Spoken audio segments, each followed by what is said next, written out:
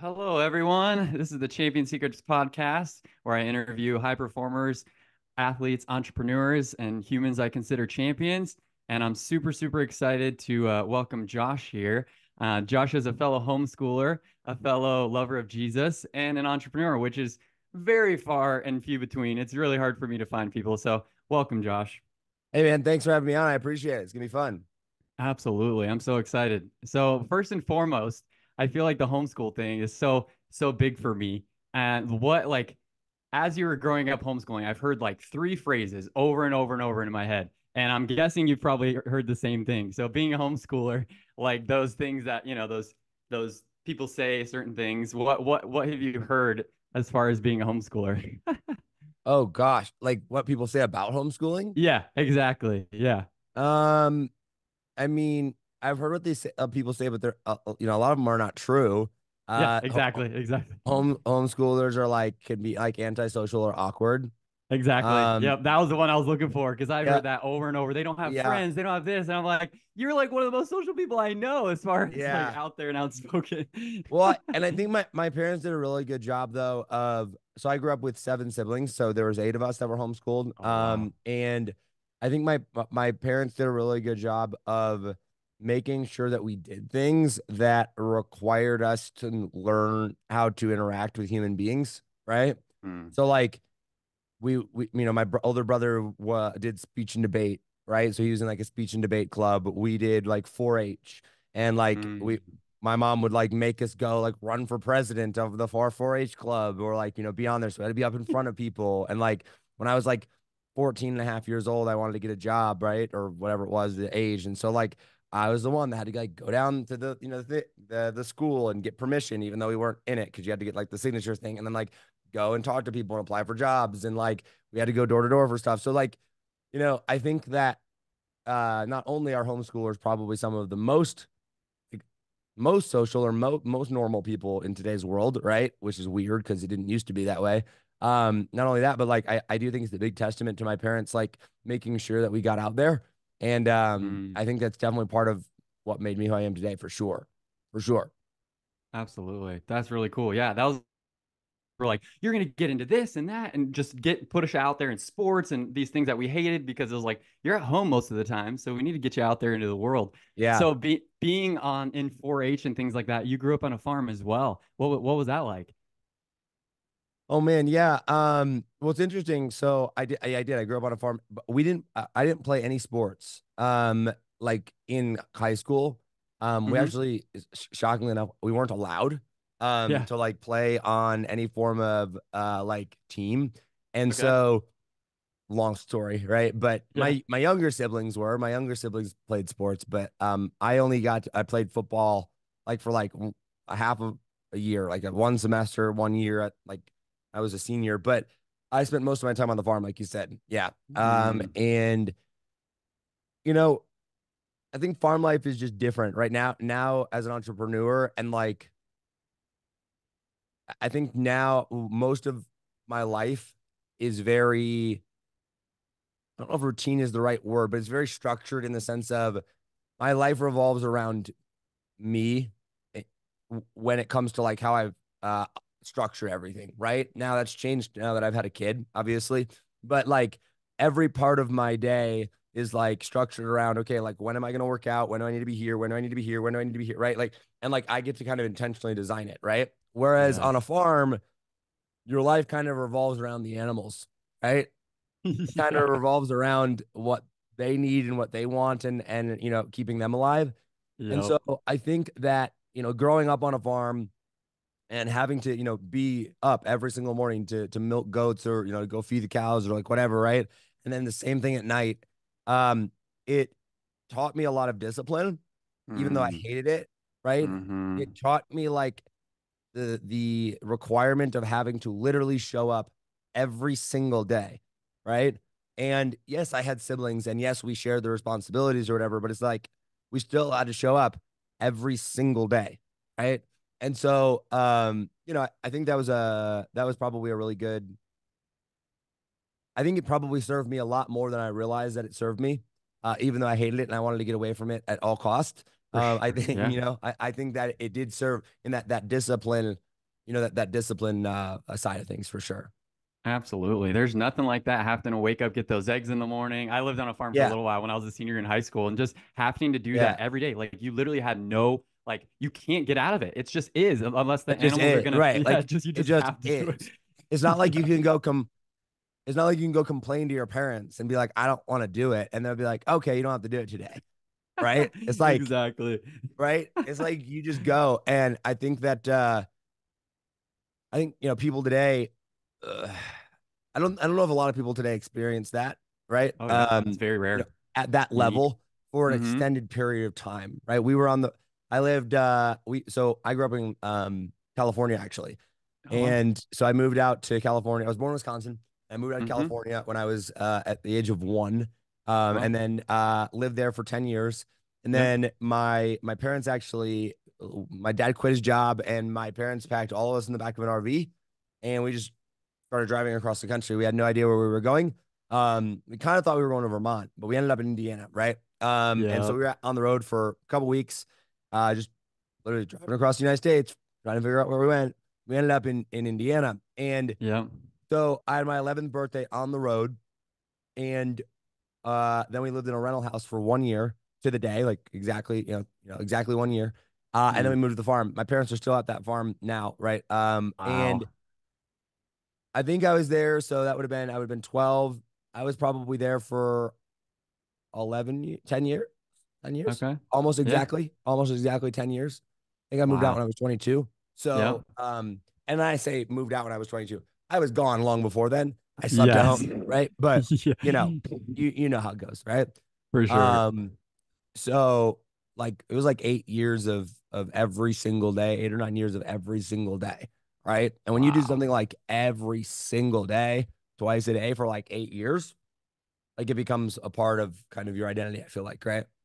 For sure. And that just develops work ethic, that develops that discipline that you've been able to apply into other areas of your life, I'm sure. And I'm sure there's so many skills that you learn there that, we all talk about the work at any point. You learn so many skills there, probably that you can apply to every area of your life moving forward.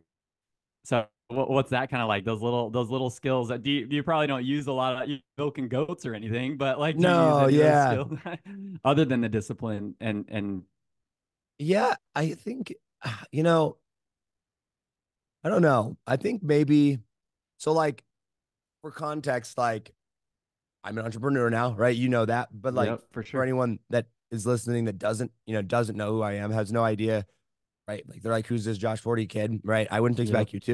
Yep. I'm pretty dumb. But I have a sales and marketing company online, and we've done probably over $20 million in sales for clients, probably closer to 25 or 30 Amazing. now. I don't know the exact number. And having to like learn human psychology and having to learn, social media algorithms. I've grown up, managed about 10 million followers over the course of my career on social media and stuff. And I think when you look back at like the farm, there's probably not a lot of daily tasks that are similar, right?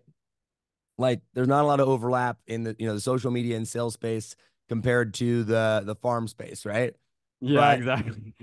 but there is a lot of, I think, of the mentality, right? Mm, And the lot of like time is a really weird thing, right? Because I think like you can make an assessment about something when you're, a week into something or a year into something, and that's a very different assessment than if you're 5 or 7 years into something, right? yep. Yep. Like, Exactly. and like it kind of exposes some things. And I think that like having that extended period of time on the farm and then having the extended period of time now that I've been in, marketing and sales and being an entrepreneur, I think there's a lot of similarities just with life, right? And it's like Mm. if you like in on the farm, like we were forced to show up every single day, twice a day, Yes. right? In Yep. in in marketing and sales, like technically, technically, I don't have to show up every single day, Mm. right? Like Yep. technically, but like if I wanted, like animals aren't gonna die, customers aren't gonna die if I don't show up every day, right? Yep. It's not But do or die.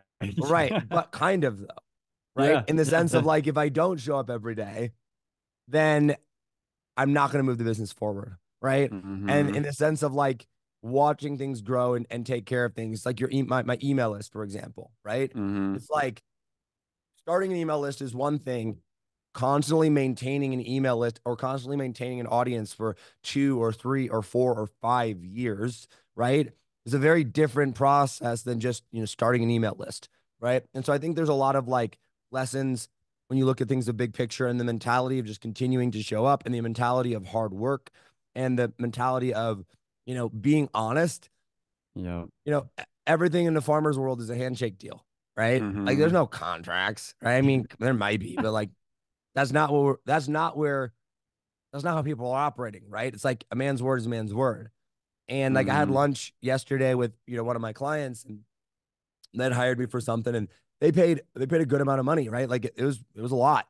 Mm-hmm. And about halfway through our contract or our deal, like basically we had agreed, and I always say like I sell outcomes, right? I saw people's problems, and I'm selling outcomes for results, and about halfway through our deal, it became evident that it was going to be kind of difficult. They didn't want to continue to go down the path, right, of Mm-hmm. the way that we were going. They wanted to kind of pivot. And like I probably very easily could have been like, hey, that's not what the contract said. Right. Mm-hmm. Like that's Yep. that's not like we agreed to do this path to get to this outcome. And if you're gonna change that, then like we gotta change the contract, right?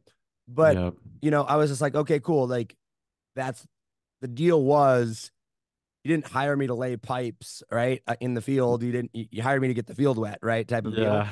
And so, we pivoted. I was like, cool, sounds good if this is the direction that you want to go. And we made a new plan. And when I had lunch with him yesterday, he was like, I want to be able to look you in the eye and say thank you. Like that was really cool, right? And like, Mm. I can't say enough about your willingness to just kind of shift and get it. And I'm like, of course, because I gave you my word that like I was gonna make you money, right? And I gave you my Yep. word that like we were gonna do what was best for the company. And like, Yep. yeah, there's limits to that, right? Like, yes, there are, Mm-hmm. you got to have some form of a boundary. But I Yep. think that, when you do grow up on the farm and you do see how much, people's word is everything, it's like, Yes. if I give you my word and like this was the deal, right? And like, as long as we're being reasonable, as long as you're showing up and doing the work, then like we have a deal, right? And so I think Mm-hmm. that played a big role into it as well. Yeah, I feel like in this world that we're living in, people's words don't matter nearly as much. So it's really cool to hear that you kind of that culture. It is, yeah. It's like they don't. Some places, my buddy lives in the Ozarks, and he's like, we don't have any Wait, cell like Lake service. of He's the like, Ozark? yeah, Lake of the Ozarks. No Yeah, I got way. married My down wife, there. my wife was a server down there for a couple of years. No way. Yeah, it was a wonky little town. Me and my wife got married down there. It was wild, but it was Really? like, yeah, it was so cool. My buddy has like 12 acres and he lives on a farm. He has quail, he has goats, he called me yesterday and he's like, Christian, I'm literally just trying to survive. It's freezing and I'm trying to keep my animals like alive. And I'm like, holy cow, like I have it easy. Like, like what do you Dude, think it's about it? Like, crazy. I don't know where are you at? I forget. I'm in Arizona, Oh Fountain Hills, yeah. Arizona. It doesn't get cold in Arizona. No, I Dude, mean, 30 degrees. That's as cold as it bro. gets. Okay. All right. The weather this weekend is tomorrow low of -9, Sunday a low of -10, Monday a low of -7, Tuesday a low of -10. Right? In It's Nebraska, extreme. where my wife's family is, Yeah. they have a high of like -4 one day. A high. High. We're gonna Yeah. see 4 degrees above negative. All right. No, Celebrate. -4, bro. A -4. Oh gosh, not even a Not positive. even zero. Like the high is like below zero.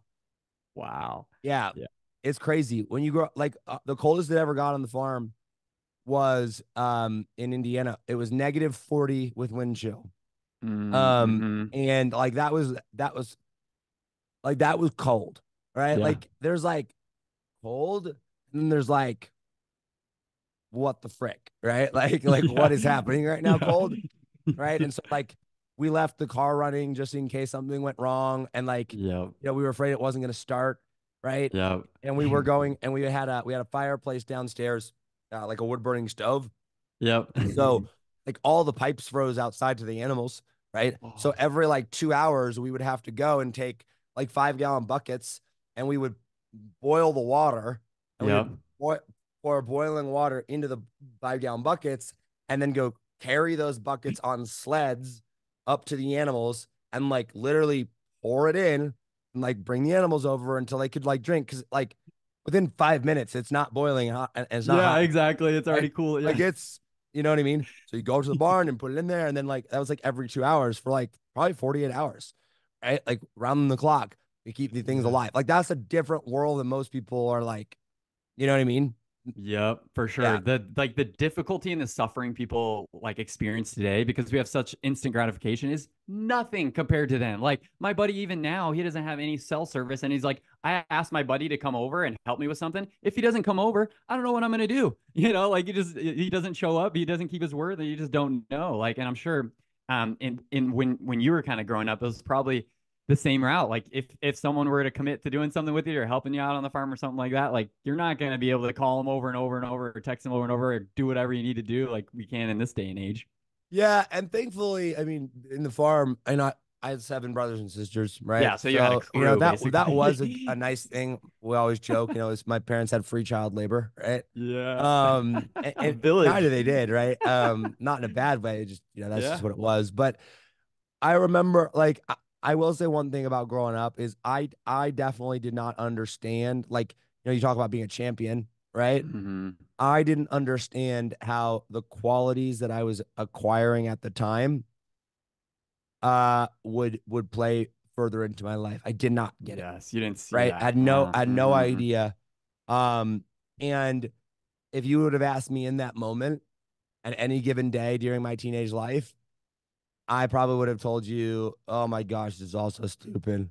Right? Yeah, Like roll my eyes type of deal, like, I don't for want to do it. sure. But like just that, you know, like I like winning. Yeah. And I think those qualities served, a big role into that, into Yeah. to what, into how I operate today. Yeah. That's awesome. Yeah, just like anything, any sort of suffering like that in the moment, we're just like, why are we doing this? I don't want to take care of these animals. And for me, it's like I do jujitsu. I've been doing jujitsu for 2 years. Showing up every day, I'm just like, why am I here? Why am I doing this? And then 2 years later, I'm like, oh, this is why I built this confidence. Now I can beat these guys that were like coming after me. And it's like that is just a whole different shift when you can see that. And in the Bible, it says suffering produces character. So like being able to like endure that suffering along the way. I mean, it was probably nice to have a couple brothers that you can bounce off of and be like, oh man, this sucks. And he's like, yeah, Yeah. this sucks, rather than just being you and having to kind of suffer through that. But yeah, take me into that. Do you feel like growing up, like obviously you're rolling your eyes, but was there a lot of suffering in that life for you that you think produced a lot of your character? Or not really? It was I mean, yeah, but like suffering's super relative to the person, yeah, that's true. It depends. right? Yeah. Like Mm-hmm. God, it talks about in the Bible how like God's not gonna give you more than you can handle, It's right? true. Yep. But like Mm-hmm. also like, oh, woe is me. I lived in a warm house with, a roof over my head and food on the Yeah. table and a loving family. And you know what I mean? Like what? Yeah. At the What am I same time, complaining about? like, Yeah. the billionaire trust fund kid who's never had to work a day in his life, right? Mm-hmm. Like his Yeah. form of suffering, I could look at him and be like, you don't suffer, bro. Yeah. And like he could look Exactly. at me and be like, I super do, right? Yeah. Like Yeah. he has his own set of suffering and his own set of struggles. Or, we could look at, somebody else who's being, literally has no food or is being beaten or abused, right? Or, Mm-hmm. has nothing. And they could look at us and be like, you don't suffer, You guys right? have it And easy. like really all those perspectives are probably right in a Mm-hmm. certain degree. Yep. Um, but I think that, I mean, a 14-year-old Josh probably would have told you he was suffering. Yeah, he would Yeah, have been like, exactly. Now "Oh, my looking life is back, you're so like, hard," right? yeah. Um, yeah, I don't know if I wouldn't call it suffering. I mean, Yeah. I had a good life, for Yeah. sure. And like yeah, I really I had a good life. It shaped me into who I am today for sure. It was just at the time I didn't know any different, and if you don't know any different, right? It's like in business, for example, right? If you don't know any different than Facebook ads, Yep. then Facebook ads are the best and the worst at the same time. If you don't know anything different than offline, right? Yep. If you don't know anything different than low ticket, like when I got started in social media, I didn't know anything. Like $1,000 for a service or a product was as high as my brain went, Yep. right? So Yep. like, was that a bad life? No, Was there No. a lot of pain and suffering that went with it? Yeah, like Yeah. pounding your head against the wall type of deal, right? Mm-hmm. Now I know different. And so I wouldn't even say better, I know different, right? And because I know different, now I can determine and decide um what I believe is best to get me to where I wanted to go to win. Mm-hmm. Yep. Yeah. Love it. That champion, that winning. Yeah. Cause now your winning is in the marketing and the sales and helping your clients win. And so it's like it like shifts for us as we kind of develop. So yeah, take me into that a little bit. You said kind of you grew up and you kind of moved out fully around 22. And I know a little bit about your story. But tell everyone else kind of like that entrepreneur shift and you working in the discipline that you applied from your childhood and that your family kind of developed with you, and like what did that kind of look like, that transition of, because I know for me as a homeschooler and a lot of homeschoolers, that's a hard transition sometimes. Yeah. So I like I said, I was homeschooled. I graduated high school and started a company with my neighbor, like baling hay for people. That didn't work out. Mm, Tried to start another company, farming that didn't work out. Went to college for, well, I started a semester of college thinking, okay, I'm going to get my degree and maybe that'll give me some opportunity. Even though I hated college every single day of my life and I hated school, I didn't make it. Like I made it through halfway through the first semester before I was like, this sucks, totally Mm. sucks, right? Like I am Mm-hmm. so done. Like the thought of walking into a classroom multiple times a week and sitting listening to a professor and having to do more school for 4 years, like I think I would have rather been broke under a bridge for the rest of my life, right? Agree. Like Yeah. like I hated it so badly. Like I hated it so much, right? And I remember talking to my wife yesterday actually, or yeah, yesterday. We were at dinner and I remember saying, you know, it always fascinates me when I talk to people about money or I look at the American public or whatever, right? And it's like people will tell me, "Oh, well, Josh, not everybody can be an entrepreneur or you got lucky to have, financial training this or whatever, whatever." And I'm like, nobody had to tell me. Like at no point in my life did somebody have to sit me down and be like, "Hey, you shouldn't work paycheck to paycheck and like for the rest of your life. Like you shouldn't work to get ahead. It's not normal to do that." Nobody had to sit me down and like fill me in on that. Yep. Like I'm 12, 13, 14 years old and I'm looking around the world and being like, why is everybody broke? Yep. Right? Like, why is everybody trapped? Like, In the same situation. right. It was like you're one paycheck away from like losing your house, right? Like, what? Mm-hmm. It made no sense to me. And Mm-hmm. nobody nobody instilled that into me. Like I just like Yep. looked around the world and I was like, I mean, because I didn't grow up with money, right? My Yep. parents didn't have money, Mm-hmm. right? Yep. I mean, money was the source of a lot of the, I don't say issues, but kind of, right? Like Yeah. every decision we made was around lack of money. Like Yep. every decision, right? Like Yep. that we made oftentimes, it was either a Mm-hmm. religious decision or it Yep. was due to how much money we had at the time, right? Yep. So like I just remember growing up and being like, yeah, definitely not me, right? I'm definitely not gonna go that route. Right? Yeah. Like Yeah. what? You know what I mean? So Yeah. my journey into entrepreneurship, I tell people a lot. I'm like, people say they want to make 100 grand in a day, or people say they want to sell high ticket, or people say that they want to, do whatever. And I'm like, do you though? Like, are you sure? Like, do you want it more than anything else? Because Mm, I wanted to be an entrepreneur and I wanted to be my own boss and I wanted to make a lot of money, like more than anything else in the world, right? mm-hmm. Like more than I wanted friends, more than I wanted to hang out, more than I wanted to watch sports, more than I wanted to eat food. Like Yep. I wanted to be a entrepreneur and Yep. be free and not have to worry about like I can't remember the last time I went out to a restaurant and like looked at the price. Yeah. You know what I'm saying? Or like we went to the For grocery sure. store and was like, oh, we better not buy the $6 thing or the $4 thing, right? But like, Yeah. but also I remember doing that every single day of my life from the day Mm-hmm. that I graduated, right? For Yeah.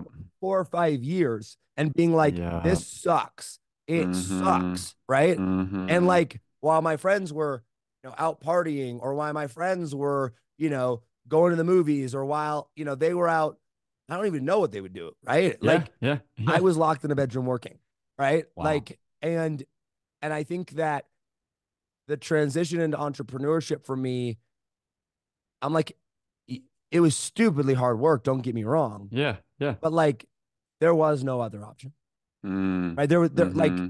like people were like, "What was Plan B?" And I'm like, "What do you mean?" Like, if I hadn't figured it out, that's literally what I would still be doing, like right now. Yep. Like, if I was Yep. still making $20,000 a year, Yep.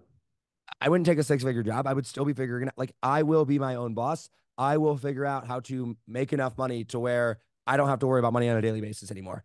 Right. Mm-hmm. And my Yep. driving factor, yes, I wanted to be rich. Yes, I wanted to be famous, but really, really, I just didn't want to be broke. Right. Yep. Like that was like the driving thing. And so entrepreneurship was that vehicle for me.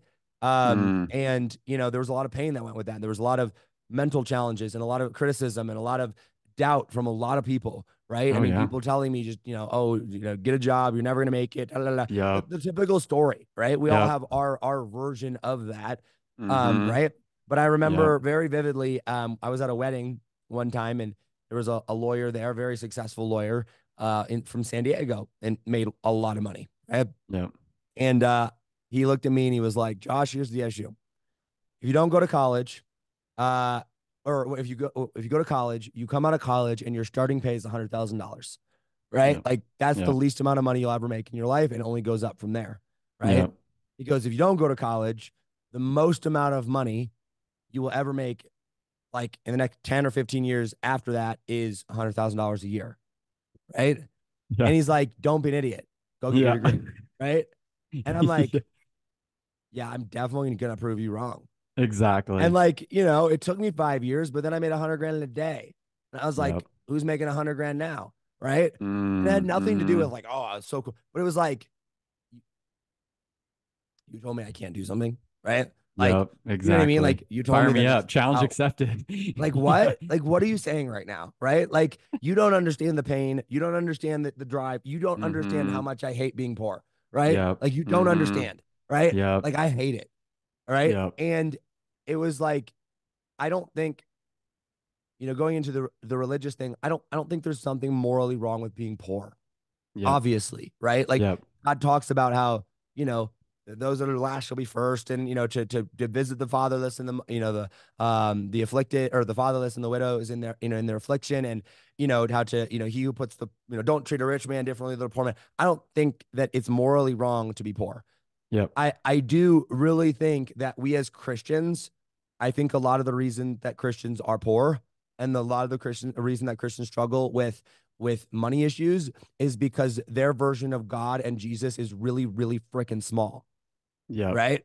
And Yep. like it's like, I don't know who you serve, but I serve the King of Yep. kings of it all, who reigns over everything, Amen. who wants what's best for me, right? I Mm-hmm. serve the God who talks about money. Like I think it's like the only thing talked about in the Bible more than money is the kingdom of God. It's like the Yep. kingdom of God and then money. Money's like It's all over. like Yep. Yeah. everywhere, right? And so Yeah. like, for me, like, uh, I believe in the God of abundance, and I think prosperity gospel is garbage, Yep. right? Agreed. Yep. Like garbage. It's not, you Mm-hmm. follow Jesus and your life you will have money. No, absolutely No. not. Mm-hmm. But the transition into entrepreneurship taught me how to take responsibility for my life. The transition to Mm. entrepreneurship, how to like showed held a mirror in my face every single day and was like, hey, you see your life right now? It Yep. is a direct correlation to how you're operating and acting, right? And Mm-hmm. and I'm like, okay, so if I want to change my life, I can change me. Like, how does God tell me to operate, right? What does God tell me about money? What does God tell me about success, right? It's like, do you Yes. see a man skilled in his work? He will stand before kings, not before average men, right? Yep. It's like, okay, well, there's a hint.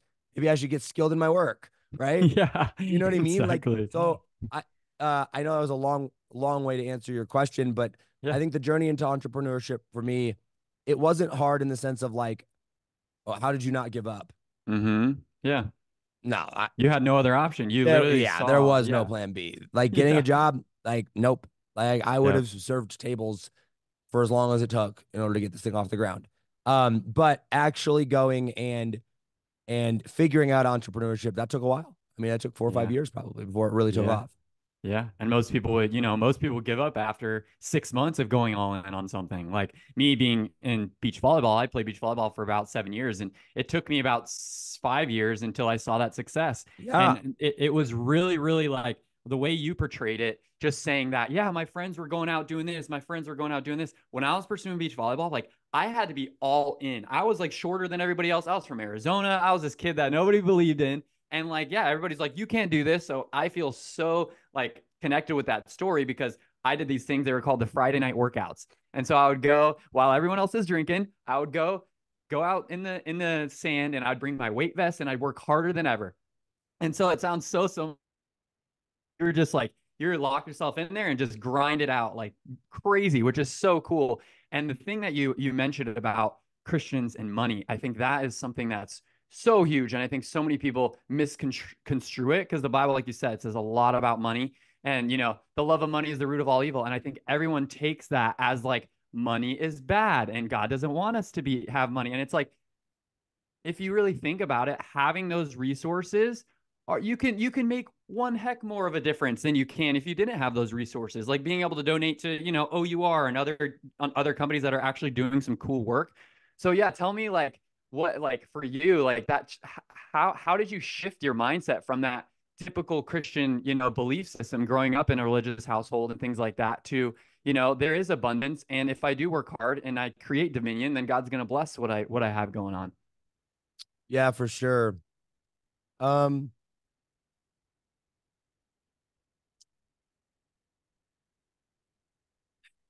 I heard something from Ty Lopez one time, who definitely not a Christian, right? Like, Yeah. Yeah. but he's like, if you want to make a lot of money, if you want to have success, he's like, study human psychology, study how humans make decisions, right? Mm-hmm. And I think you know, most of my money blocks were in my own head, obviously, Yep. and even though I would outwardly say I wanted to make a lot of money, I was terrified about it for a long time. Yep. Right? A lot of guilt, a lot of Yep. shame around it, all the things. Yep. Um, I think we as humans, at least in my own experience with myself, we we do what we believe is in our best interest, right? We do things for us. Mm-hmm. And there's nothing wrong with that, right? That's how humans operate. Like our brains are designed to keep us alive, or and so when I would use, like, one of the things you said was like, you can do a lot of good with it. You can donate to OUR and you can do, and I'm like, yeah, 100% you can. Yep. Also, for me, that's not how I got over it, Mm. right? Um, because those were still outward things. Those were still external. It was like, Mm. I'm going to do this for an external reason. Yep. And like, for me, my battle was very internal. It Mm-hmm. was very much in my own head. It was very, very much about my beliefs. And I remember I was working with my coach Katie, who I'd hired, and I thought I was hiring a business coach. Right? Yeah. It was not. I was hiring a mindset coach. I was hiring a clarity coach. I was hiring someone to help me figure out who I was. Right. And Yep. I remember after I had made a little bit of money, I had my first $100,000 day, and it was Mm-hmm. like about 150. It was $100,000 day, $150,000 week. Right. And Wow. I moved into a new place and out in Colorado, and it was by far the nicest place I had ever lived. And had a cool car and all the things. And I remember when I moved in, I sat, or I walked into the apartment. I was by myself, and it was gorgeous. It really was. And like, I got a mountain view of the mountains right there. Up by, we're kind of by Boulder, right? By Yep. Boulder, Colorado, not in Boulder, but kind of. So you got a mountain view there. Got a Love that area. corner unit, right? And marble countertops and hardwood floor. It was really nice. Yeah. And I remember just having this crazy feeling of guilt, Mm. like crazy, right? Mm-hmm. Like, Yep. and I voxed Katie, my coach, and I told her this, and I was like, I don't know where this is coming from. I don't understand, right? Um, I just made more money than I've ever made in my life, and I have a tremendous amount of guilt that I'm even where I'm at, right? Wow. Yeah. Um, And she's like, well, first she told me, she's like, you're judging it, right? Don't judge, observe, right? Yeah. And she's like, just observe what's happening, right? Don't. It's not good. It's not bad, right? It's just observe it, right? See Yeah. how you can process that. And I realized that, like in that process of observing and of all the guilt and shame and all of that, is I was like, I don't know what money is. I don't know how it works. I don't know why I want it. I don't know why the Christians believe what they do about it. I don't know what God says about it. Mm. I only know the negatives, right? Yep. Um, no wonder I feel guilty, For right? sure. Mm-hmm. And that kind of led me down a path of understanding, like, what I want to say, like, what money was, but like really the role that money played in my life, right? Mm-hmm. Yep. And one of my mentors, Brad Gibb, he's a very, very close friend of mine now, and is someone who's very wealthy and understands money better than probably anybody I've ever met. Wow. We hear this phrase of like money keeps score, or as entrepreneurs, money's our scorecard or whatever, and that's cool, right? I guess, and it is a true statement. But he was like, Josh, like, money is a direct reflection of how you're operating, right? Wow. Because he's like, as entrepreneurs, our job is to produce, right? It's Yes. our job to become, right? And it's like the more you are producing, the higher level you are operating at, right? In the entrepreneurship game specifically, the higher level you produce at, the more money will come, because that's literally that is the measuring stick, right? Mm-hmm. That's what we're referring to. Exactly. Yep. And I realized in that moment that my fear of money, this is going all the way Mm-hmm. back to the beginning of the conversation, when I was like, I was doing things for external reasons. My fear around money, or my false belief around money, was all due to external beliefs or external reasons. And my desire for money, I was like, no, I'm going to do good with money. And it's like, but my reasoning behind all of that was still wrong. It had nothing Yes. to do with whether and I've donated lots of money to OUR, right? Yeah. And I've Oh yeah. donated money to like, but like, that's not the reason that you want to have money, right? Like Mm-hmm. for me, what shifted my perspective around money was I went, wait a second, okay, hold on. If money is a direct reflection around how I'm choosing to operate in this world as an entrepreneur, right? Mm-hmm. And like, my job is to produce, and the way that I measure production, the way that I measure how I operate, right, is this. I'm like, I've got to figure out this money game, and I've got to reshape my mindset around this, because like, God called me to continue to grow, right? And like, I Mm-hmm. want to continue to grow. Tony Robbins talks about like this, like, happiness does not come from, outcome or achievement. Happiness comes from progress, right? Mm. Like, Yep. fulfillment comes from progress, right? And it's like, Yep. I want to continue to grow. I want to continue to become. I want to continue to be able to provide. I want to continue, like, Mm-hmm. for me, because like that's what Mm-hmm. I feel called to. That's what makes me feel good, right? And not like Yes. a feel good of like that's the feeling I'm chasing. Like, that is my moral responsibility, right? Like, Mm. that's who I've been called to be. I've been called to be the best husband, the best father, the best, friend, the best brother, the best, you know what I mean? Yeah. And for me, it's like, okay, what does that look like? And when I realized that my ability to produce, my ability to create, my ability to go and design and be who I needed to be, was a direct reflection, like, of my ability to, well, to do all the things, was a direct reflection of my ability to produce, right? Yep. Like, I'm like, okay, what does that look like? And I realized that for me, my beliefs around money were the thing that were holding me back, right? Mm-hmm. Yep. Especially because I went and associated. Turn that stupid thing off. Um, Big uh, thumbs up. all right, thumbs up. I associated my worth and my value with how much money I was making, and like, Mm-hmm. that was so wrong, right? Like, Yep. everything I was doing was external, and so really, I think the journey of money and figuring out money for me was this concept of, I had to disassociate my value from money. And I first had to understand Mm-hmm. my own value. And then once I Mm-hmm. understood my own value separate from money, then I had to realize that, okay, in this economic world that we live in, right? In this world, particularly of entrepreneurship, that is Yep. driven by money, that is driven by economic value, right? Like all these things. Like if I'm going to play in that world, if I'm going to produce at a high level in that world, I better go and be able to figure out this money game, right? And so Mm-hmm. once I disassociated the two, but also then associated the two again, like it's like first Yeah. separate, separate value, and then like reassociating them with like a healthy lens, Mm. like all of a sudden now the guilt was gone. And now, Yep. yeah, still be generous. Yeah, Yeah. still be, but it's Yeah. like, I don't want money so that I can be generous. That's That not is the not why I want reason. money, Yes, right? exactly. It's Yeah. not. And like people Mm-hmm. be like, oh, that's so this or that. I'm like, no, no. I want money because if I can't figure out the money game, I know that I'm not operating at the level that I need to be operating at in this world to be able to be the husband, the spouse, the thing that I'm been called to be, right? Mm-hmm. Mm-hmm. And you can take all my money away, it doesn't change my identity. There's nothing to Yep. do. But like Yep. if I lost all my money, if which I, all my money, like I have a ton, like whatever, like it's all relative, right? $1 million Yeah. is nothing compared to a billion and compared to 200 billion, For right? sure. Yeah. But like if Russell Brunson lost all his money or Elon Musk lost all his money or, I lost all mine or this, it's like, and you went to zero, do you think we'd stay there? Not at all. No, No, because the you would literally humans just you get up and yeah. keep producing like you did the day before, right? Yep. And like Mm-hmm. the result would be more money, right? So it has Mm-hmm. nothing to do with money. It has everything to Yep. do with money being the result of who I've been called to be. Does that Love make that. sense? Yeah, that makes a lot of sense. And it Yeah. reminds me of a quote. Have you ever heard of John Wooden before?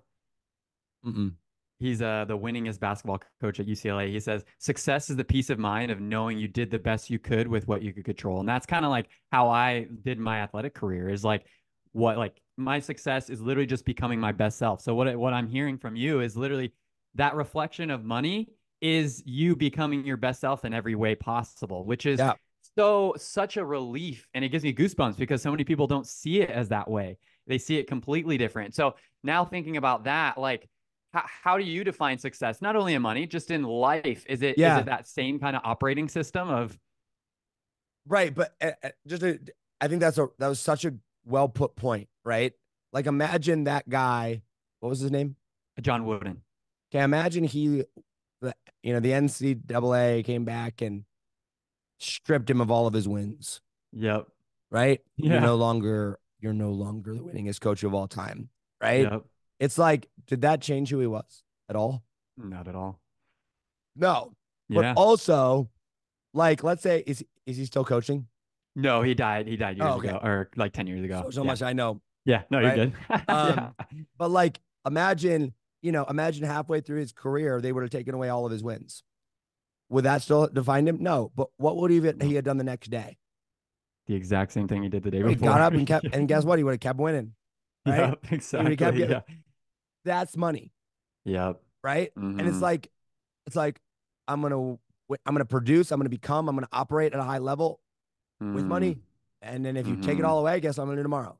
Yep. Same Wake up exact and go thing. produce. Yep. Like, what do you mean? You know what I'm saying? And like people are like, oh Josh, it's not about the car, or it's not about the house, or it's not about the. I'm like, no, it is not. But also, I produce and operate like I live in $1 million house, dude, with 5 bedrooms and 5 bathrooms. I don't need this much space, right? Yeah. But also, I have a huge office downstairs. We have a guest suite to where my in-laws can come out or my parents can come out and So see the baby cool. whenever they want, right? We've Mm-hmm. got her room upstairs in the nursery or like whatever. Like I know that my wife and my daughter are taken care of. I know we live in a nice place. I know our cars are not going to break down. Like, Mm-hmm. guess what? Money bought all of that. Yep. And you know what? Because money bought all of that, you know what I can do now? I can focus 100% of my time and attention on my business and producing. Mm-hmm. But imagine like I Mm-hmm. was worried about my car breaking down, or like you think if my car broke down, I'm going to be the one that goes and fixes it? Not a chance. Yeah. Give a What? call right Like, away. no, I would get in my other car. I would go pick up my wife if she's broken down. I would bring her back and I would call the tow truck and we send it to the shop and I would go back to work. And then Yep. it would show up at my house fixed. Right. Yep. Yep. And it's like, okay, all those other things, if you have to deal with all those other little things, is that Mm-hmm. morally bad? Of course Not at not. all. No. No, I mean, I grew up with broken cars literally all the time. Also, Yeah. is my time best spent fixing a broken car and worrying about, this, or just producing here, right? And I Yep. heard a quote by Alex Hormozy, and like this will probably be a little controversial, but I think it proves a really good point. He was like, I always laugh when I hear people say that what they want in a wife is someone that, cooks and cleans and has, dinner on the table. And he Yep. goes, okay, so you want somebody that can be replaced by a $40,000 a year employee, right? Yeah. And That's I'm what you're like, asking for. Yeah. wow, A chef. that is Yeah. great. That's a crazy thought, right? Like Yeah. my wife, what I want out of her is like, I mean, yeah, like we're a team and we're both producing at high levels. She's the mother to my child, 100%. Yep. But like, Mm-hmm. if my wife didn't want, like, my wife actually likes cooking sometimes, right? But like, Yeah. if my wife was like, I never want to cook again, do you think I'd be like, this is a big problem, right? Like, we're gonna have, or I'm gonna be like, okay, we'll What are just we go gonna out to do eat, about this? Yeah. right? We'll just go out to eat. We'll hire whatever. But it's like, Yeah. because my focus is not on things that are not like, that's not where my focus should be, right? And like, that's Mm-hmm. not how I'm operating at the highest level. That's not how I'm contributing. That's not where I feel called. And so I think we as Mm-hmm. Christians, and like I'm grouping myself in here, right? Like there's a lot of stuff I do in my life right now I probably shouldn't be doing, right? Like I Yep. literally sat down with my wife yesterday on the couch, like last night, and I was like, the business is at a point where we're really going to take off, right? I'm Yep. like, I can't be folding laundry twice a week. Yep. Right? I can't be cleaning the house, right? Yep. I'm probably spending 5, 6, or 7 hours doing things around the house every single week that Mm-hmm. like I literally could hire somebody for 25 bucks an hour and they would Yep. do a better job than I would. Yep. And I'm like, if I had 7 more hours in the business, Yep. could I make more than what's that, 200 bucks? Yeah, exactly. Yeah. Like what? What? Yeah. You know Where what am I I mean? spending my time? Yeah, You know what I mean? exactly. Yeah. And so Yeah. it's like the whole concept of money, when we make the focus, at least for me, when I made the focus about money, when I made the focus about this external thing of like, oh my gosh, I'm going to have money, or it's all about money, this, or like, how do I, I could have a lot of money so I could donate to charity or I could donate to this. It's like, yeah, maybe, I guess, or like realize that like you could just figure out the money game once and then you could Mm. like design the life exactly how you feel called to do. And then you could like step into where you've been called to be and focus 100% of your time and effort on that. Amen. And like maybe just make it about you for a little bit. Like, Yep. like people want to change the world, but they can't even fix their own house. Right. Yep. And it's like Exactly. people want to donate to charity. And it's like, but you're still worried about where you're going to get money to pay the bills every week. Yep. Like maybe just take care of yourself. Mm-hmm. Maybe just like be a good steward with what God has given you now first. And then Yes. like then worry about how you're gonna go out and change the world. Yeah. You know what I mean? Exactly. Yeah. Yeah. Wow. And that's so much more in our control. And when you're So much sitting in that more. space. Yeah, exactly. Yeah. Right. And then Yeah. like I always my last comment on this is whenever people ask me about money, I'm like, I don't know, man. Don't ask me about money. I figure out what works for me. Right. Yep. Like Mm-hmm. people are like, where should I invest this? Or what would you say here? I'm like, I have no clue. No, Yep. I am very good at one thing. I'm really good at making money. I'm Yep. really good at sales, right? Yep. Like investing money, multiplying money. I'm like, that's why I pay Brad lots of money to do that for me, right? Like, or not do it for me, Yep. me, right? But I will Yep. say, I think the one like benchmark that I think has served me well, and everybody I've told it to is like, yeah, that makes a lot of sense. Is I'm like, your life changes when you have 100 grand in the bank, right? Like, Yep. like you see the You can world see very clearly. differently, Yeah. right? And like 100 grand is not that much money. It is Mm-hmm. not, right? Yep. And For so I'm sure. like, when you have 100 grand in the bank, you could literally go and spend $50,000 on coaches or mentors or like going and like learning about a particular skill or whatever. Like you could spend $50,000 on something. And guess what? You would still have 50 grand left and still be able to pay your bills for like, even if your expenses were something crazy, like, you know, 10 grand a month, Yep. you could literally still pay your bills for 5 months if something went wrong in the process and go spend $50,000 learning a new skill. Right. Yep. Like Mm-hmm. that's crazy. That is crazy. Right. And I think that most entrepreneurs, particularly, I don't know about people that have 9 to 5s. I don't get you guys. You guys are awesome. Sure. In your own Good for world. I y'all. don't understand you. So Yeah. don't listen to me. Right. Cause I don't know your life. Right. For entrepreneurs, I think that your life changes a lot when you got 100 grand in the bank. Yeah. And I think that should be a target for most people. Yeah. That's a really good call. And we see all these stats over here that if someone would have a $500 emergency, they aren't able to, pay that and all these things. And it's just like, oh my gosh, that is absolutely absurd. And this kind of brings, I know you had a conversation with Russell about outwitting the devil. And this is something I've been really studying a lot, like more because nobody really talks about the Bible, the devil. Do you think that a big part of that can be the devil keeping people like with all that fear? Because there's so much fear, I feel like, around money. And so, how do you see that kind of keeps people from that and keeps them in those drifting states, drifting? Yeah, once again, I think exactly what you just said right there. It's like the devil loves to keep your focus on money Yep. because then you can be Mm-hmm. afraid of it, Yep. right? And And then keep you're you in your same drifting. situation. But if you have a definite chief aim, right? Yep. Like Mm-hmm. if I go, I'll give you the perfect example. If I wanted to make $100,000, like, yes, obviously the first question would be like, okay, like how much money do you need to make? And I'd be like, okay, I need to make 100 grand. But like after that, my focus would not be on 100 grand, right? My focus would be Yeah. on what skill or service would I provide to the world at a high dollar amount? Like, how do I solve someone's problems enough to where 100 grand means nothing, Yep. right?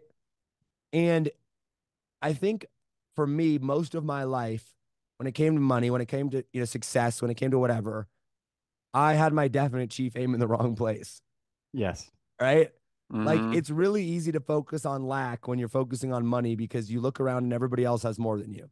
Yep. Like unless Exactly. you are Elon Musk, Yep. every single human being on earth or like has someone that has more money than them, Yep. right? Like that's crazy, right? Yeah. So Yeah. I think for me, I had this my definite chief aim was in the wrong place, and so I drifted because I focused on the wrong things. Mm-hmm. I think that once again, speaking for me, I don't know everyone's life circumstances, right? I know for me that when I stopped focusing on the money aspect of things and I started focusing on what would get me to where I wanted to be, like the skills and the services, whatever, all of a sudden it became a lot less fearful Mm-hmm. because like I was like, okay, let's take the money out of the equation, for example. If I want to Yep. make 100 grand or if I want to go make $1 million or whatever, right? If my focus is on 100 grand, it could very, very easily to be like, oh, this is bad. This is evil. God doesn't want me to have 100 grand. This is not morally good or bad or whatever, right? Yep. But if I'm like, okay, I need to learn a skill that can fundamentally change someone's life. Like I think we can all pretty much universally agree that that's a good thing, Yes. right? Absolutely. Like there's nobody Yep. that's going to be like, it's a bad thing for you to go and learn a skill that's going to better not only your life, but those around you. Right. And Yep. now if the aim is I'm going to go learn how to whatever, run Facebook ads, or I'm going to go learn how to bring leads into someone's business. I'm going to go learn how to make someone healthier. I'm going to go learn how to what, Yep. right? Yep. And that becomes the target. And the target is like my definite chief aim is I want to become the best at this. Yep. It's hard to be scared of that, right? Mm-hmm. Yeah. Right. It's like Yeah. a lot easier to be focused on that. And so I think the devil does a very, very good job, 100% of causing confusion, fear, Mm-hmm. and drifting and convincing Yep. people they can't do something. Yep. That keeps us stuck for sure. Yeah. Yeah. And I feel like with that, like you're saying, because once you get that $100,000 in the bank, us as Christians, we have so many gifts that God's given us. And so we can actually contribute to the world in that sense because we're like, oh, like we have this clarity. We don't have to worry about a $500 thing on our car and things like that. So we can actually contribute. So I can totally see the devil's keeping us from that contribution to the world that each and every one of us have within us, which is just wild to me. Well, and look at, I mean, I learned this from Dan Henry too. Dan Henry, I don't know, he's probably made 30, 40, $50 million, right? Yeah. Online. And I can't remember where I was listening to him or whatever. And it was like, so crazy, dude. Like you made $1 million like from like one webinar. And he goes, no, I made $1 million because I learned how to help people with one skill that could change their life. Mm, And I was like, oh, crazy, interesting. Right. And like when you have that perspective shift, yes. I go, if I want to make $1 million, it's like, what's a skill that I can learn that would allow somebody else to change their life, right? Yes.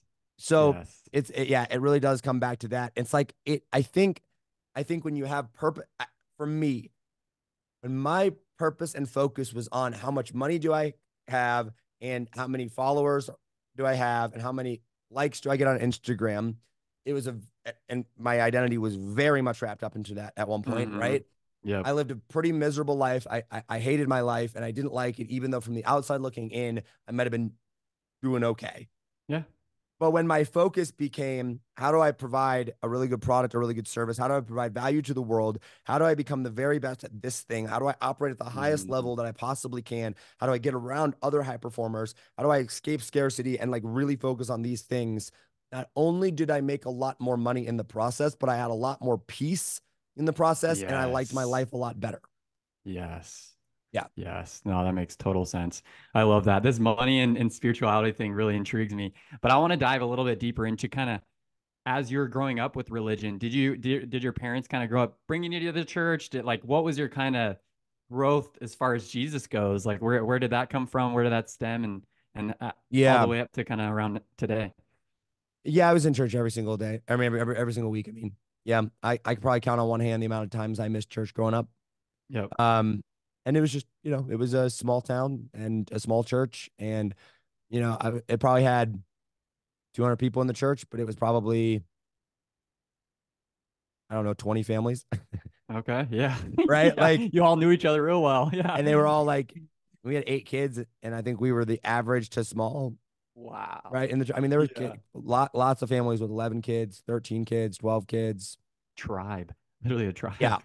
yeah. So small town mentality, small church mentality. Nothing wrong with it. Nothing, morally wrong, but Yeah. a limiting in a lot of ways, I think. Okay. But there was a lot of good that came from it as well. Yeah, Yeah. for sure. Yeah, that's awesome. And I know you said recently, I saw a post of you that you kind of rededicated your life to Christ and trying to make him known. And that's something that's super, super inspiring to me because us as Christians, to actually have Jesus come back, we have to make the Great Commission happen. And we have to tell people we can't just be like living our lives and being, like afraid of saying anything. So what kind of shifted when you rededicated your life to the Lord? And and like how did that change your thought of being like, no, I got to be super outward about this, which is really awesome. Yeah. What shifted? I think before the my focus was still on money and it was still on external achievements. And my brand was very much about making sure that people thought I was cool. Mm. It was about me, Mm-hmm. Yeah. right? Yeah. Um, and when something is about me, then all the stress and all of the positive and negative, it was all about me. And there's not a lot of peace in that. And Mm-hmm. then like if something goes wrong and it's like, well, then I must be doing something wrong. And my focus was just very much about making me known, right? Mm. Mm-hmm. And it's like, you look at how people look at celebrities, or you look at how people look at political figures that they love, right? Like, I mean, look at how much people will dedicate their life to like, Oh my gosh. Yeah. I am like supporting Donald Trump, or I am loving Taylor Swift, or, I am whatever, right? Mm-hmm. And you go, I think there's this inherent nature inside of humans to like, that's why we love superheroes, right? Yep.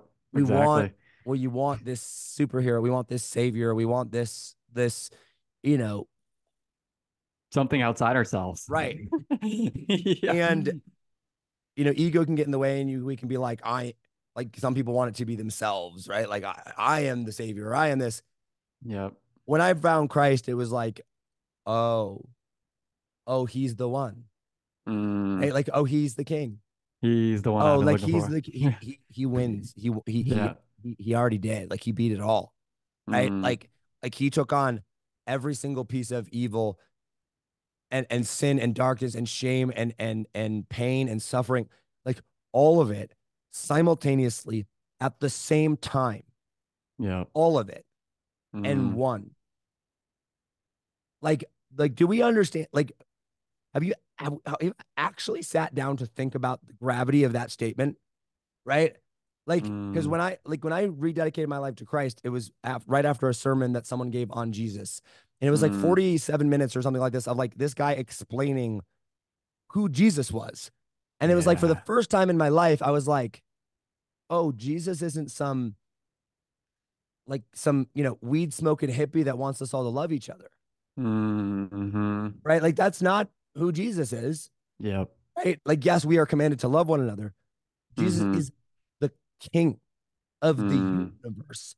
Right. mm, Like, and yes. he loves me. Yep. And like he wants what's best for me. Yep. And so when I rededicated my life to Christ, like I will never forget the night ever, ever, ever. Right. And Mm, that's a long story. But I remember very vividly there was a very clear moment. I was alone, I was by myself, I was in my apartment. Ironically, in roughly the same place, same room for sure, that I had was standing in when I had all that guilt about, yeah. like Money standing making right that there. 100K. Right. Yeah. Yeah. And I remember like very, very vividly, there was a moment when Christ was like, I want everything. Wow. Like if you're going to follow me, I want all of it. I want, Mm, I want your attention. I want your money. I want your success. I want your life. I want your actions. I want your beliefs. I want all of it. All of it. mm, You have to mm-hmm. give it all to me. And at any other moment in my life, I would have been like, yeah, screw that. Yeah. Right. For Like sure. Oh, I'll this take my world sounds shot. Right. good. I'll Yeah, take I'm my good. chances. Right. Yeah. Yeah. But in that moment, there was no hesitation. There was Wow. no, there was no fighting it. There was no like I knew, right? Mm, Like beyond a shadow of a doubt, I knew what I was doing. And I knew that I was like, okay, you can have it all. Right. Because like what he gave back was something so far beyond what I could have possibly imagined in the world. And so mm, when you have that experience and when you have that, at least for me, when I had the realization of who I was serving, mm. like take every powerful figure in the world, take Trump, take Elon, take Tom Brady, take Joe Rogan, take Taylor Swift, take, Nancy Yeah. Pelosi, take all of them, take Putin, line them all up, take all their power, put it all together, and then multiply it by a trillion. And that doesn't Yep. even come close Amen. to the power, right? And I'm like, Yeah. that guy loves me and wants a relationship with me. I'm like, I think I'll take that. Right. Like Wow. Donald Trump does not care about you. Right. Like Mm-hmm. Taylor Yep. Swift does not care about Exactly. you. Yeah. Right. Like Yeah. they don't care. Right. Yeah. Like what, Yeah. um, you know what I mean? And I Yeah. think for me, once I had that experience, I was like, cool. Everything that I do, I've got to make sure that I'm making him known. And not that I'm out here, every day being like, just accept Jesus and your life will be better. It's like, well, Yep. no, that's not it. It is okay. I mean, I shut down my entire business after that and restarted, right? Mm-hmm. Yeah. Yeah. Because I was like, okay, this is built on a foundation of how do I make meat known, and I need to have Mm-hmm. a foundation of how do I build a business where I can make him known. And Mm-hmm. I do not serve. I don't serve a pushover. I don't serve a meek little like follow me if it's convenient, or we should accept Yep. everyone, like, or Yep. like, if you're poor, that's okay. Or if you're this or blah, blah, blah. That's not who I serve. Right. I serve the king. And Yep. I think that the king wants us to fight. The king wants us to, we're in a battle. We're in a war zone, right? Like the king wants Yes. us to be powerful and to produce and be who he's called me to be.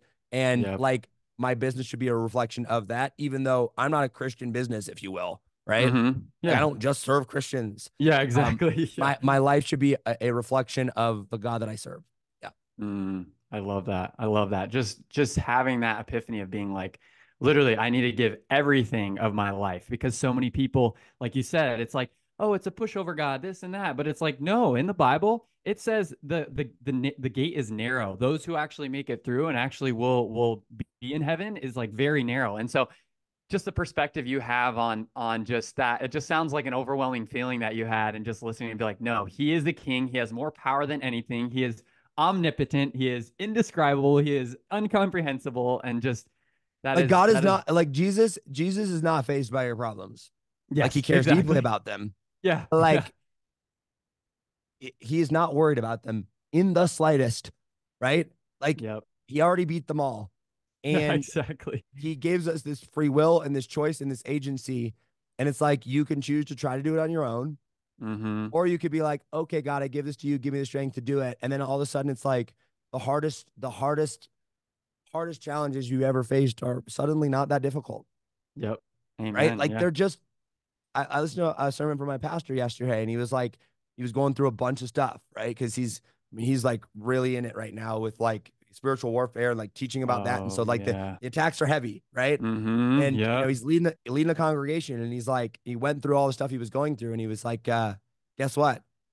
And I gave it to God, and Mm. it's a God-sized problem, and he's going to take care of it. And he goes, did my circumstances change? Nope. But I had peace, and I woke up the next Wow. morning, and it was like light as a feather. Yeah. Why? Because he's like, I just like it's Jesus. Like I just give my problems to him, right? And he'll take care of them. And Yep. not that he is gonna not, you gotta wake up and take action and do all the things. Yeah. But I Absolutely. think Yeah. that you can find a tremendous amount of peace and a tremendous amount of being like no weapon formed against me will prosper. Like they'll all Yes. fail. Like And I he can already walk into the won. middle of a battle zone and be like, bring it, Yep. right? Like because like I have this shield around me, and his name's Yep. Jesus, and he already beat you. So suck it, Yep. loser. Right? Like, you Exactly. know what I mean? Like, Yep. what do you think? And like when you have that mentality, you can't have that mentality if you make it all about you, Yep. That's right? so true.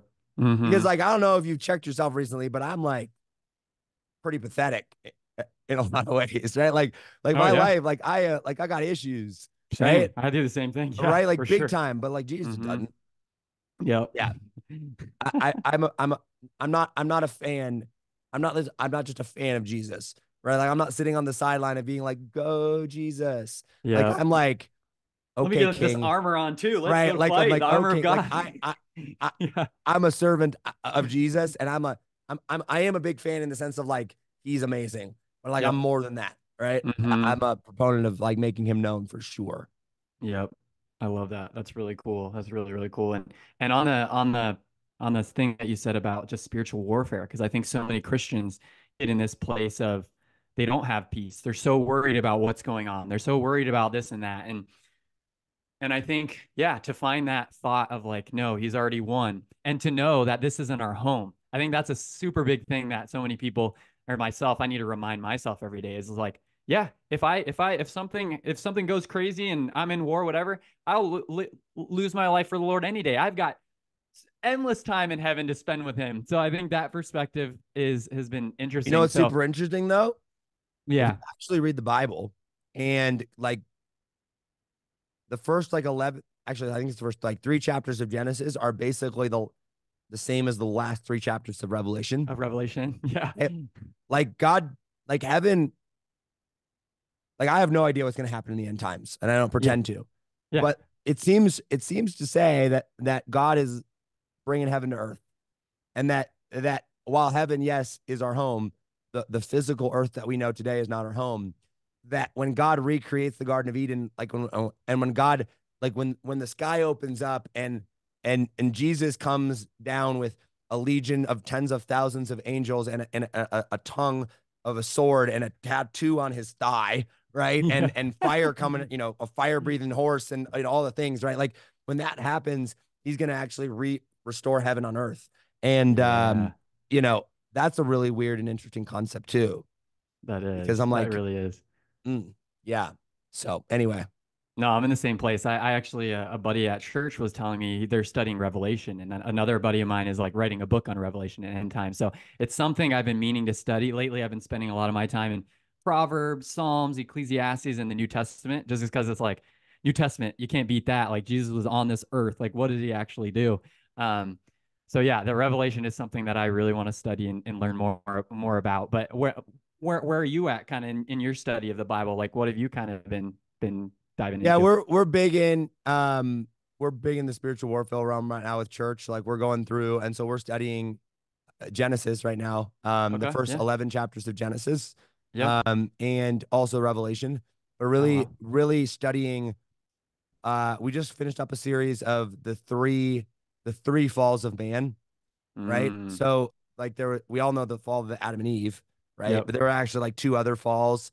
Ah.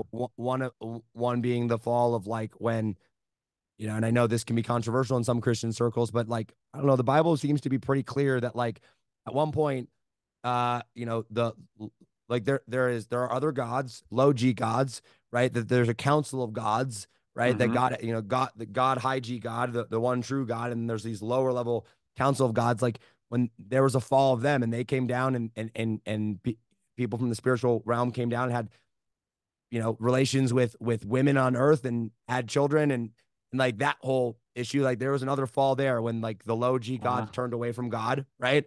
Like that's like that's in the Bible, right? And people are like, oh, so you're believing like the Nephilim or like this or whatever. I'm like, it's literally in the You're Bible. like, I believe what's in the Bible. Like Yeah. it's literally right there, right?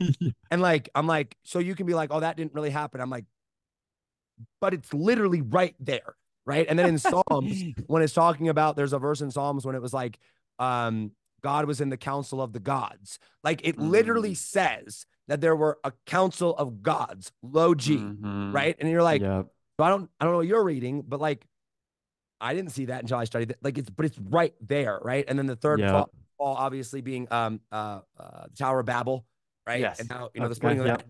We Mm-hmm. went through the series of that, and then how where Jesus's role fit into that, and then studying the spiritual attacks and what that looks like, and right now we're going into a series on the story of Jesus, and like Mm. how where his like kingdom actually started, and how like we just went through like where John the Baptist baptized him, and like the sky opened up, and the Holy Spirit was there, and the voice came down from heaven, and it's like there's where his kingdom on earth started, right? And like began, Mm. but like Yep. also people thought that he was going to take over through military power. So like very much just studying Jesus's role right now in Yeah.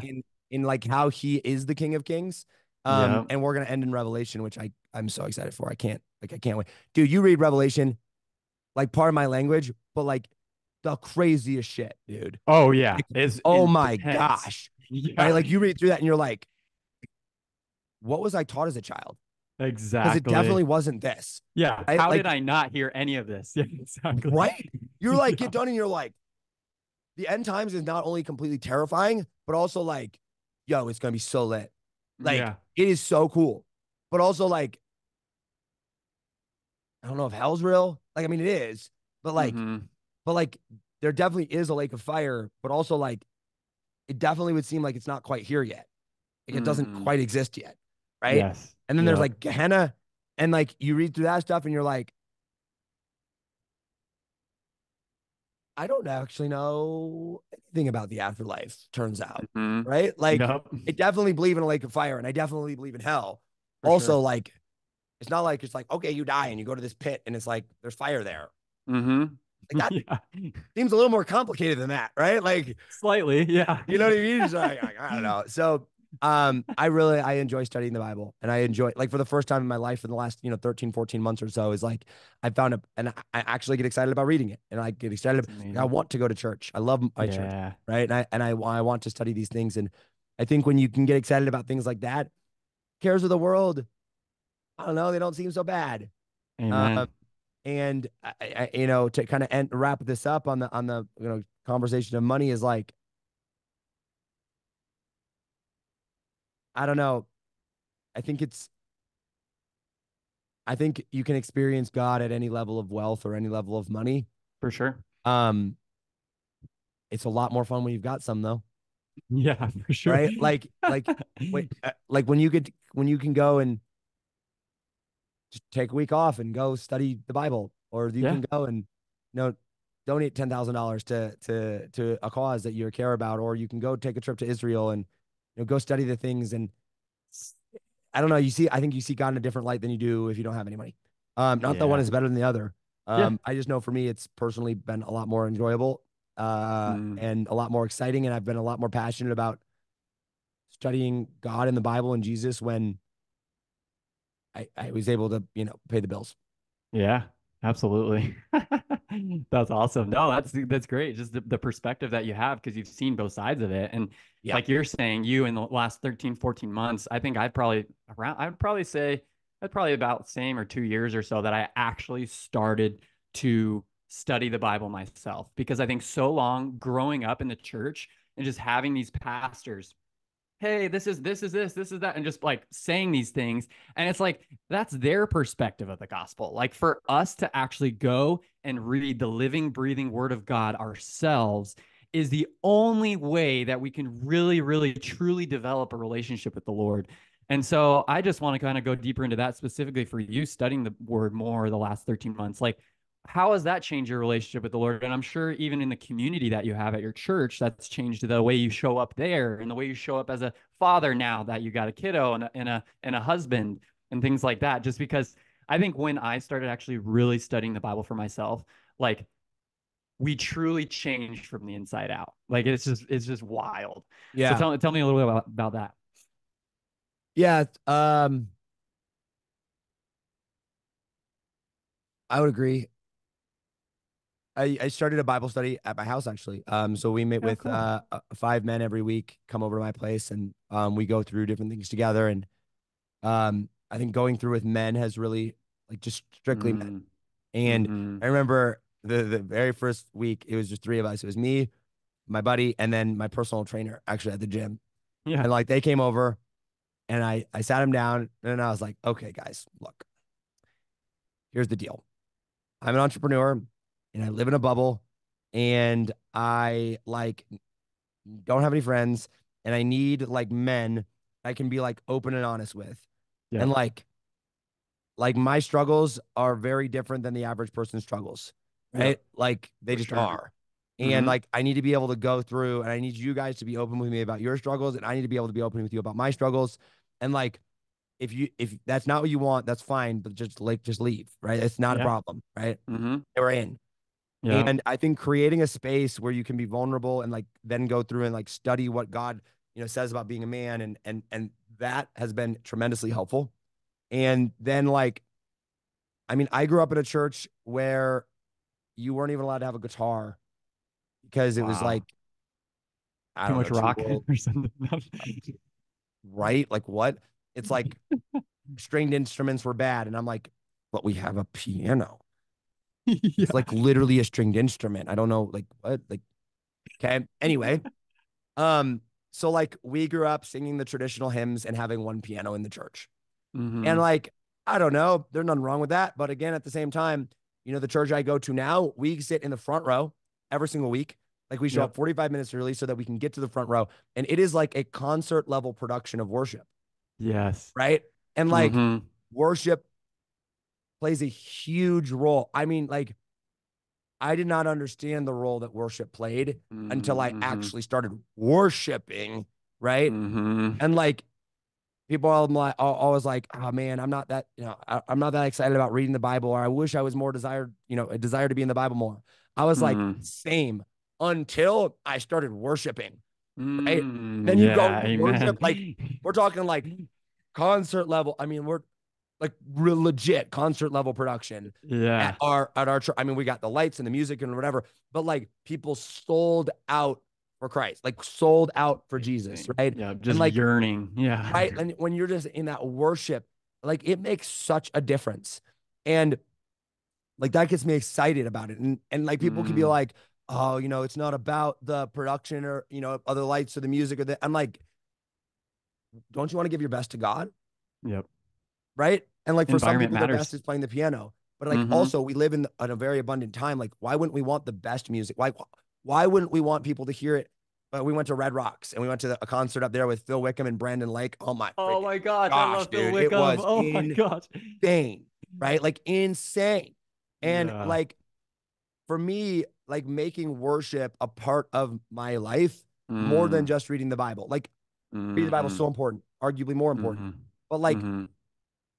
how I found my passion for wanting to learn about Jesus more was through worship. And Wow. it you can't stop there because I think a lot of people that's where they stop. They're like, I feel good when I'm Yeah. singing. And then they Yeah. just stop singing. It's like, okay, you got to continue. But for me, I found the Yeah. desire to go worship Jesus and to go like learn more about him when I started worshiping. And it was like, okay, now there's Mm, worship. Then what's the next step? It's like first we worship and then we learn and then we dive deep. I think those are kind of like the three mm, things. It's like every Sunday we worship and then we also like get a sermon. And so it's like mm, those are the, kind of two categories. We worship together and we learn as a congregation together. But then we dive yep. deeper into the actual study itself with the Yeah. small groups. And then the daily prayer and the daily meditation and the daily worship and the daily, seeking out of Christ on a prayer level, right? Like Mm, at a personal and a prayer level and a relationship level. I mean, my wife and I pray every single day together religiously. I amazing. mean, like, like that, having that personal relationship there. It's like you, it's kind of hard to see the world the same. It's impossible to see the world the same when you do that Yep. because the inputs are changing. And that made such a difference in my life.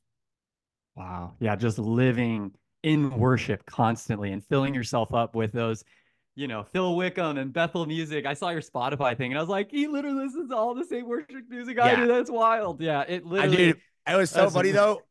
The end of it, like it did the recap of the year, or whatever. I looked at it. yeah. And it was just like, all Christian songs were my top five. But then for albums, it was like Christian, Christian, Christian, Christian, Kanye. And I was like, I love my life so much. This is amazing. That's so awesome. Oh man. That's amazing. And just you sharing that men's group, how you started that. That alongside with me, that like I think I went to a group 3 years ago and I started going to a men's group and that changed my life for the better because like when you get in that small group and you can just be with men and just be vulnerable and share, there's so much spiritual growth that comes from that. Like you said, like men deal with different things than women, and some men deal with different things, and we can just be that brotherhood and iron sharpens iron. So to be together like that has been the coolest thing for me. It's So and do it's you really it really is that too because like it's funny, dude. Like I hate going to the gym. I hate it. I hate yeah. it so much, right? I do. I go and I've got my personal trainer and he's actually in my group, right? And Yeah. like ev- our group grew like from like three, now we're at six. So me and five others. And like it's funny because we're like, so many other people want to come join us. And we're like, Yeah. no, this is our group. And No, we're like trying to figure out squad. if we got to start like a different because we're like tight knit and it's really good, right? But every other person in the group is a personal trainer or No is way. like in the gym like every day. Like, there's one guy that's not a trainer, but he's in. So like we all sit down and they're all like ripped, right? And they're all like super fit. And like when we first started it, I was like, so this is my house, right? You know what I mean? And they're like, Welcome. right. And so, but it was interesting because the struggles that I have are different than the struggles that they have. And Hmm. like I can be very open and vulnerable to them about like, hey, these are the struggles that like I have with fitness and this, and like they can share guidance, and then like they can come to me and be like, hey, these are the struggles we have with money. Like, how did you Mm. figure this out, right? And then Hmm. like Yep. someone else can be like, hey, these are the struggles I have with the relationship, right? Because like Yep. not, half of us are married and half of us aren't, right? And it's Yep. like when you have that to where you're all at different places and you're all different things, you can kind of like open up. And I think you should be very, very, very, very selective with your small group. Like Yes. I like if you go to a small group, I've been in so many small groups.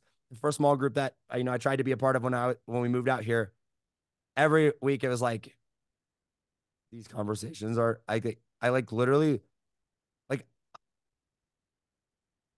it was hard for me not to like judge their life so hard because I'm Yes. like, you've been complaining about the same stuff. And you said you've Yep. had this problem for like 5 or 6 years. I'm Yep. like, why don't you just fix it? Right. And people could look at me and be like, well, like for me, like I started the men's group. And guess what? When I started the men's group, it was, I really, really struggled with being in the gym. Like Mm. 1 month later, I was in the gym 3 times a day or 3 times a week, every single week, and had a meal plan because I was like, how do I fix this problem, guys? Yep. I don't Yep. want, I don't want, I don't want to just pray to God and be like, God, give me the advice, give me wisdom, give me. It's like most Christians, it's like, God gave you what to do, you idiot. Like, Yep. go execute, right? Like, go Mm. just be disciplined now. And Hmm. so, like, and like the group I'm in now, like, we call each other out, like, we hold each other accountable, like, you know what I mean? And it's Yes. not like this small talk of like, Yeah. man, it was really Just hard just empathy and because you empathy and don't know what empathy. And God's it's like, trying to no, what are you teach gonna do you. about it, bro? Yeah. It's like, okay, so like I have one of the things we did at the beginning of the year, and then I do kind of have to wrap it up here. Yeah. But like one of the things we get begin at the beginning of the year is we set goals for the next 90 days. And I was like, okay, so like, what are we going to do if we fail? And so we Yep. all have these like punishments if we don't hit our goals. And Yep. like, like they're all different for each one of us. For But sure. mine is like, I have to write a $10,000 check to Joe Biden. There's your auntie. Yeah. And I'm like, yeah, that's definitely not happening. Yeah. Right. You're like, And so I'm like, suddenly hitting my fitness goals, I don't have an issue with anymore. not so Right. hard. Yeah. It's like that type of accountability. Yeah, Yeah. yeah, and you don't find that anywhere else. You really don't. Right. But yeah, I wanted to dive into fitness a little bit. You said it, you hate it. You like and this punishment thing. Like, what is your goal with fitness now? And like, why do you think you hate it? I'm just curious. Like going to the gym every day, Dude, just I've tried to not figure fun. that out. I mean, I think there was a part of me for a while that is like associated things that I didn't like to do with being a peasant, Yep. right? Mm-hmm. Like it's Yep. as crazy as an extreme as that sounded, but I was like, Yeah. my goal in life was to make enough money to where I didn't have to do anything I didn't want to do. And I'm like, Mm, I cannot buy my way out of going to the gym. yeah. That's the Like one I thing you told my can't personal delegate. trainer, I'm like, if you ever figure out a way to where you can work out for me and I get the benefit of it, I was like, name your price. Because I was like, I have buyers, right? Like, like you know what I mean? Like, So funny. right, Yeah. The magic pill. right. No, um, honestly, I don't know why I hate going to the gym so much, Yeah. but like everyone's told me, they're like, just you'll hate it less, and then like once you start seeing results, I'm like, I'm in the best shape of my life right now, right? Like I Yep. actually have muscles. Like when I take off my shirt, I'm like, all right. Yeah, There's not cool. a single day that wakes up where I'm just like, I can't wait to go to the gym. Like every day, like just 2 days ago, I told my personal trainer this. I'm like, I woke up, I went downstairs, I laid on the couch, and I stared at the ceiling for like 10 minutes. And I was like, there has to be a way I can get out of going to the gym today. Like there's got to be a reason that I don't have to go. And for like 10 minutes, I just tried to figure out how I could get out of it. And I'm like, Oh, nope, gotta go. And so I gotta woke go. up, I got up, got dressed, went to the gym. And it's like, ugh, but like that's what's required. And it's like Yeah. that's how you win. And like Yep. that's how you move ahead in life. And that's how you go and be like, okay, God, like you gave me this challenge and I've taken responsibility for it. I'm ready for the next thing. Right. I'm ready to Yep. grow. I'm ready to think, for the Yep. next. So it's always been a struggle for me, man. I hate it. I really do. Yeah. I don't like working out. I don't like going to the gym. I do feel better for sure afterwards. For And there's no sure. question about that. But I'm like, Yeah. dude, I love McDonald's. I love Panda Express. I love sugar, right? I have no desire to be there, but like Yep. that, like sometimes you just gotta suck it up and do the stuff that you hate. And so I've gotten pretty good now at like getting to where I want to be as far as like as long as I keep showing up and doing what I've been doing, like I will continue to grow. So I've gotten that part. Yep. My next immediate goal is I'm in the middle of a detox right now. Okay. Yep. So it's just during stressful seasons of life, and end of last year, right before having a kid, was like Mm-hmm. a very work heavy time of life. Like it was those 16-hour a day, six Yeah. days a week type of stuff. Yep. My diet got pretty bad. There was a lot Gotcha. of, a lot of caffeine, Mm-hmm. Adderall, every Yep. on super intense side, there was a little bit of Adderall here and there. There was, Mm-hmm. a lot of Panda Express, a lot of like unclean food, a lot like, things Yeah. of that. And it's like, Yeah. keep in mind, I have no problem with any of those things. I have zero problem with people like using Adderall in moderation. I have zero problem For with, sure. slamming, caffeine every day. Like, I've no problem, Yeah. no moral issues with all those things, For but sure. like there's seasons, right? And like Yep. that was a season, and now I'm not in that season. And so now I'm like, okay, Mm-hmm. it's time to clean. It's time to cleanse, right? And so I'm in a Yep. season right now of detoxing and cleansing and getting back to performance without all that. Mm-hmm. And that's where we're at right now. Yeah. Awesome, man. That's very cool. Yeah, I'm always curious because so many people say like, "Oh, you'll get over the gym. You'll be fine. You'll love it at some point." But I'm the same way. Like I hit the gym for a really long time and I hated every moment of it. Now doing jujitsu, that's the only way I can find my physical activity that I enjoy.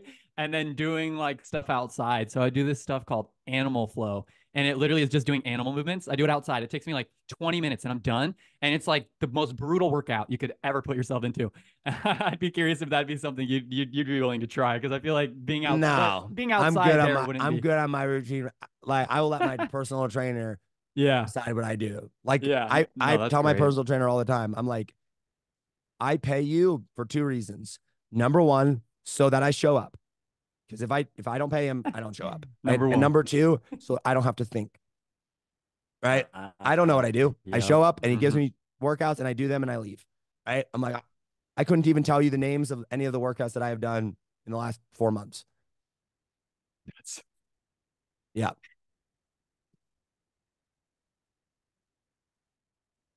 Oh, you there? Yeah, that's that. Yeah, I'm there. That went wonky for a little bit. Those two reasons that you don't have to. You can show up and do whatever, and make sure that you show up. But good for you Yeah. for keeping with that. Just the discipline part of it. It's hard. You don't want to go, but you're committed to it and doing the hard things. So appreciate your time, brother. I thank you so much, and it was a great conversation. Love talking about Jesus. It's very rare that I get to do that. So appreciate you and have the best day ever, brother. Appreciate you so much. Hey, man, thanks so much for having me on. I appreciate it. It was a good conversation. And yeah, man, keep crushing. Will do. Take care, brother, man. Peace. Peace.